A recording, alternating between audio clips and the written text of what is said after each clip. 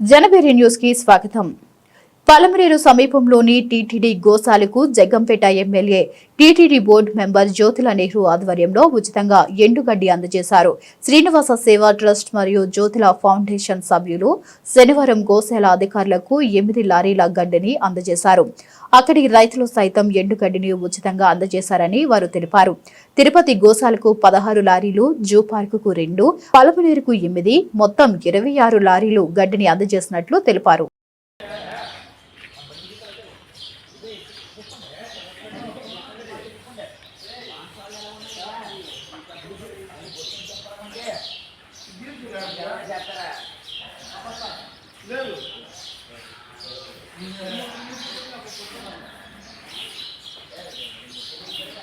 నా పేరు ఆనంద్ అండి. ఇక్కడ పలమనేరు టీటీడీ గోశాల అగ్రికల్చర్ అసిస్టెంట్గా వర్క్ చేయడం జరుగుతుంది. ఈరోజు మనకు జగ్గంపేట శాసనసభ్యులు శ్రీ జ్యోతుల నెహ్రూ గారు మన పలమనేరు గోశాలలో ఉన్నటువంటి ఆవులకు ఎండుగడ్డిని సరఫరా చేయడం జరిగింది. ఒక 8 లారీల్లో అక్కడి నుంచి ఇక్కడికి తీసుకొచ్చి ఇక్కడ దించే కార్యక్రమం జరుగుతోంది. ఈ విధంగా వారితో పాటు శ్రీనివాస సేవా ట్రస్ట్ అనే వాళ్ళు కూడా కలిసి ఇక్కడికి తీసుకురావడం అనేది ఒక మంచి విషయం. ఇక్కడ మన ఆవులకు ఈ విధంగా ఎండుగడ్డి సప్లై చేస్తున్నారు. దీనికి మేము చాలా హర్షం వ్యక్తం చేస్తున్నాం.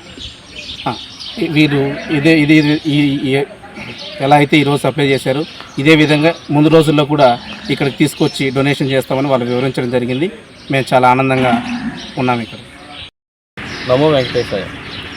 ఈరోజు జ్యోతుల నెహ్రూ ఫౌండేషన్ మరియు శ్రీ శ్రీనివాస సేవా ట్రస్ట్ ఆధ్వర్యంలో జగ్గంపేట నియోజకవర్గం శాసనసభ్యులు అలాగే ప్రస్తుత టీటీడీ బోర్డు మెంబర్ అయిన జ్యోతుల నెహ్రూ గారి ఆధ్వర్యంలో ఈరోజు ఇక్కడికి 8 లారీలు ఎండుగడ్డిని ఉచితంగా పలమనేరులో ఉన్న గోశాలకు పంపించడం జరిగింది. నిన్న బయలుదేరి ఈరోజు ఇక్కడికి రావడం జరిగింది. తీసుకొచ్చి ఇక్కడ టీటీడీ గోశాలకు సంబంధించిన సిబ్బందికి మేము ఈ లారీలని అందించాం. ఇప్పుడు ఇదివరకు తిరుపతి కిందన గల గోశాలకు 16 లారీలు, అలాగే జూ పార్క్ 2 లారీలు 18, ఇప్పుడు 8, 26 లారీలు ఇప్పటికి మనం ఇవ్వడం జరిగింది. ఈ నెహ్రూ గారు మా తొందరలోనే మరో విడతలో 50 పడుకు కూడా ఇక్కడికి ఎండుగడ్డి లారీలని పంపడానికి సిద్ధం చేస్తూ ఉన్నారు.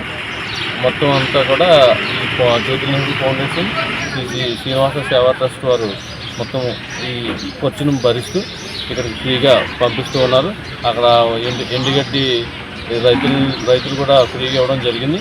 లారీలు కిరాయికి పెట్టి మనం ఇక్కడ వరకు తీసుకురావడం జరిగింది.